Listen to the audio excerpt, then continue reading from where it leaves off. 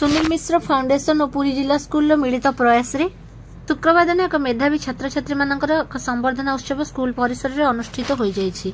एही अवसर में फाउंडेशन पक्षर 2024-25 मैट्रिक परीक्षा प्रथम द्वितीय और तृतीय स्थान अधिकार करथिबा 7 जन छात्र छात्री मानकु सर्टिफिकेट ट्रॉफी सहित 7,000, 6,000 और 5,000 टंका पुरस्कार वितरण करा जायतिला।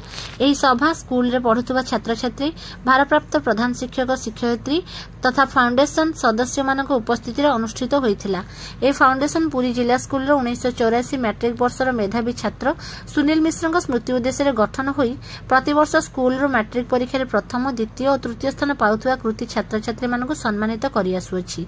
सभाटी 1984 मैट्रिक वर्षर पुरातन छात्र तथा फाउंडेशन सभापति शुभेन्दु पट्टनायक, संपादक रवि साहू तथा सभ्य पूर्णचंद्र महांती, सिद्धार्थ महांती, विश्वनाथ पंडा, सीमांचल पात्र, राजेन्द्र डोरा, दिलीप दे, आशीष चक्रवर्ती और घन सेठी प्रमुख जोगदे परिचालना करथिले।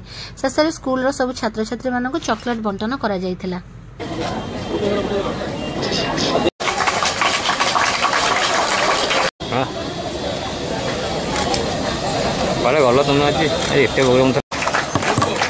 हेलो हाँ सामंत चंद्रशेखर मेधा तृतीय स्थान अधिकार करते जिला स्कूल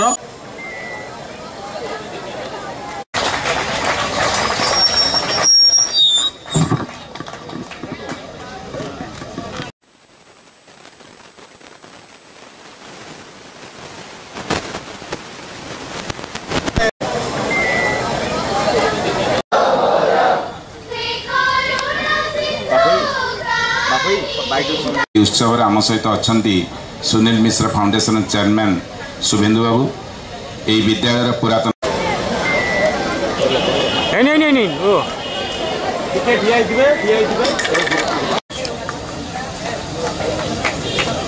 देखो दियो देखो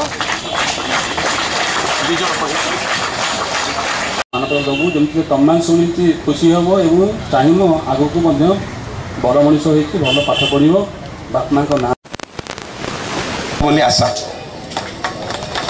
देखो देखो